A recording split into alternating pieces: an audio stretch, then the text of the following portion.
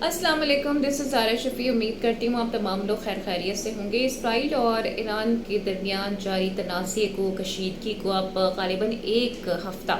मुकम्मल हो रहा है और इस दौरान सूरत हाल में कमी आती हुई हमें फ़िलहाल नज़र नहीं आ रही है। दोनों जानिब से ही एक दूसरे पर हमलों का सिलसिला जारी है, जिससे न सिर्फ जानी बल्कि माली नुकसान भी रिपोर्ट हो रहा है। और इस तनाज़ुर में हम ये भी देख रहे हैं कि मज़ीद भी सूरत हाल गंभीर होती भी नज़र आ रही है। जो वेस्ट है या जो अरब ममालिक हैं वो रीस्ट्रेन की बातें कर रहे हैं और दोनों को ही कहा जा रहा है कि फौरी जंग बंदी का जो मामला है उसकी तरफ बढ़ें, ताकि फिलफौर ये जो कार्रवाइयाँ हो रही हैं एक दूसरे के ख़िलाफ़ इन्हें रोका भी जाए। लेकिन सोशल मीडिया पर हम देख लें या फिर आप इंटरनेशनल मीडिया पर देख लें तो उसकी तवज्जो ज़्यादा इसराइल की तरफ मरकूज़ है। और इसकी एक बड़ी वजह ये है कि गज़ा में तो आपको पता है कि इसराइल ने बहुत बमबारी की है और 55,000 से ज़ायद का एक फिगर बताया जाता है जो वहाँ पर शहादतें हुई हैं। और अभी भी कई ऐसे लोग हैं जो कि मलबे तले दबे हुए हैं, इनमें कसीर तादाद ख़वातीन की और बच्चों की भी शामिल हैं। लेकिन इजराइलीज़ के लिए ये सिचुएशन बिल्कुल नई है और इससे पहले उन्हें इस किस्म की सिचुएशन का सामना नहीं करना पड़ा है। तो जो इसराइली शहरी हैं वो इस वक्त शदीद खौफ व हिरास का शिकार हैं और एक तरह से अदम तहफ़्फ़ुज़ का भी शिकार नज़र आ रहे हैं। बैनुल-अक़वामी मीडिया और सोशल मीडिया पर आप जो देखें जो मुख्तलिफ फुटेजेस गर्दिश कर रही हैं उसमें देखा जा सकता है कि किस तरह से जो इजरायली शहरी हैं वो बंकर्स में छुप रहे हैं, पनाह गाहों में छुप रहे हैं, जिस पर उनका मजाक भी उड़ाया जा रहा है। इस सारी सूरत हाल पर इसराइल का दुनिया भर में मजाक उड़ा है और इसी तनाजुर में हमने ये देखा कि बूम बूम तल अवीव के नाम से एक गाना सोशल मीडिया पर वायरल होता हुआ नज़र आ रहा है। वैसे तो ये गाना एक अलतालवी निजात अमरीकी शहरी की जानिब से इसे गाया गया है और इसे AI जहानत यानी AI टेक्नोलॉजी के ज़रिए बनाया गया है। इस अमरीकी शहरी का नाम लूकस केज है और उनकी जानिब से भी बहुत ज़्यादा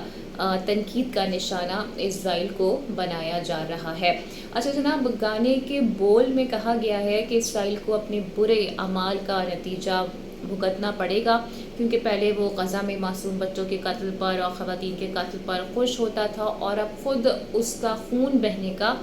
वक्त आ गया है। ये बेसिकली गाने के बोल हैं, जबकि इस गाने में जो इसराइल का इंसानियत के ख़िलाफ़ एक जो रवैया है उस पर भी सवालात उठाए गए हैं। तो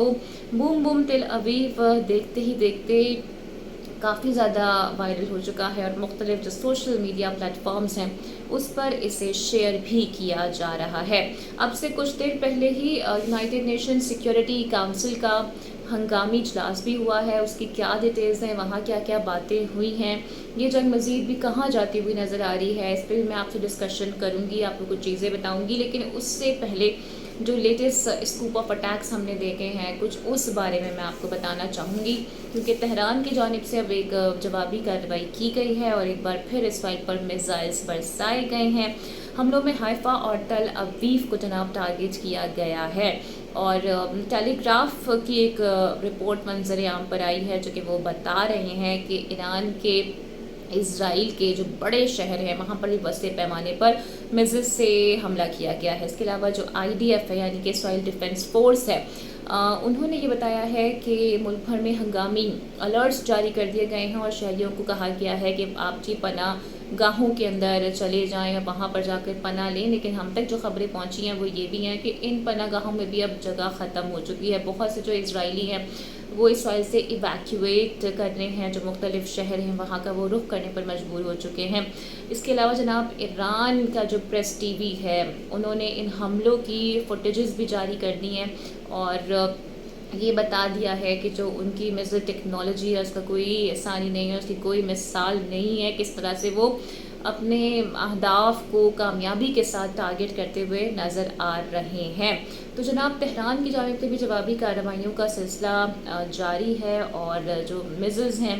وہ ٹھیک اپنے نشانے پر جا کے لگ رہے ہیں، اور اسرائیل بھی ابھی ایکسیپٹ کرنے پر مجبور ہو گیا ہے کہ جو ان کا دفاعی نظام ہے وہ مکمل طور پر ہمیں مفلوج ہوتا ہوا نظر آ رہا ہے۔ بلکہ میں رپورٹ دیکھ رہی تھی اور اس میں کہا جا رہا تھا کہ ایران کی جانب سے اگر ایسے ہی میزلز فائر کیے جاتے رہے تو غالباً محض 10-12 دن کے اندر آئرن ڈوم سسٹم مکمل طور پر تباہ ہو جائے گا، جو کہ یہ بہت بڑی اسرائیل کی ناکامی ہوگی، کیونکہ اس کو تو بڑا مان تھا، بڑا غرور تھا اپنے دفاعی نظام سسٹم پر، لیکن اس وقت وہ ہمیں مریا میٹ ہوتا ہوا نظر آ رہا ہے، اور جو ایرانی میزلز جا رہے ہیں وہ ان کو بھی انٹرسیپٹ نہیں کر پا رہے ہیں۔ ایران نے ابھی جو لیٹسٹ کارروائی کی ہے وہ مقبوضہ مغربی کنارہ ہے، الانکا نامی بستی کے قریب اہداف کو نشانہ بنایا گیا ہے، اور کہا جاتا ہے کہ متاثرہ جو علاقے ہیں، بلکہ ہم فوٹیجز بھی دیکھ رہے ہیں وہاں سے گہرے بادل دھوئیں کے وہاں نظر آ رہے ہیں، اور جو شمالی ان کا شہر ہے یعنی کہ حیفا، وہاں پر بھی میزائل حملوں کی اطلاعات موصول ہوئی ہیں۔ اس کے علاوہ جو امریکہ کی انٹیلیجنس ہے انہوں نے بتایا ہے کہ ایران نے ابھی تک جوہری بم بنانے کا فیصلہ نہیں کیا ہے، لیکن اگر جو ایرانی نیوکلیر فیسلٹیز ہیں، ان کی جوہری تنصیبات ہیں، خاص کر جو فردو ہے، اگر وہاں پر امریکی حملے یا خامنائی صاحب کے خدا نخواستہ قتل پر بات آتی ہے تو پھر ایران اپنا جو جوہری پروگرام ہے اسے کنٹینیو بھی کرے گا، اور پھر ویپنز بھی وہ بنا لے گا۔ تو اسرائیلی فوج نے بتایا ہے کہ جو ٹیکنالوجی پارک ہے اس پہ بھی ایرانی میزلز وہ بھی روکنے میں ناکام رہا ہے، اس کا اعتراف ان کی جانب سے بھی کیا جا رہا ہے۔ اب آ جاتے ہیں جناب، آج جو یونائٹڈ نیشنز سیکیورٹی کونسل کا ایک ہنگامی اجلاس ہوا ہے۔ واضح رہے کہ یہ ایران کی درخواست پر یہ ہنگامی اجلاس ہوا ہے، اور جتنے بھی ابھی جاریت وار ایگریشن اسرائیل کی جانب سے دکھایا گیا ہے اس پر مختلف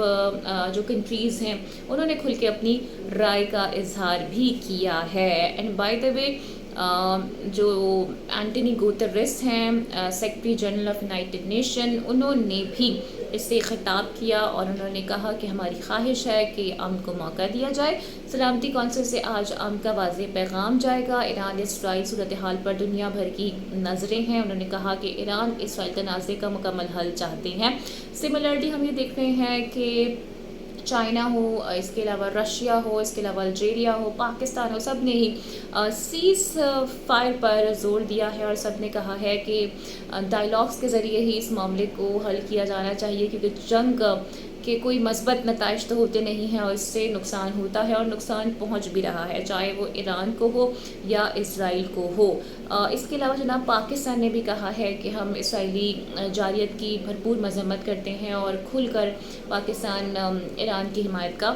اعلان بھی کرتا ہے، جبکہ رشین فیڈریشن کی جانب سے بھی یہ کہا گیا کہ جو انٹرنیشنل اٹامک انرجی ایجنسی ہے یعنی کہ IAEA وہ اپنی ذمہ داریاں پوری نبھائے۔ آپ کو یاد ہوگا کہ چارنوبل کا واقعہ جو کہ رشین فیڈریشن میں ہوا تھا وہ ہم سب کو یاد ہے،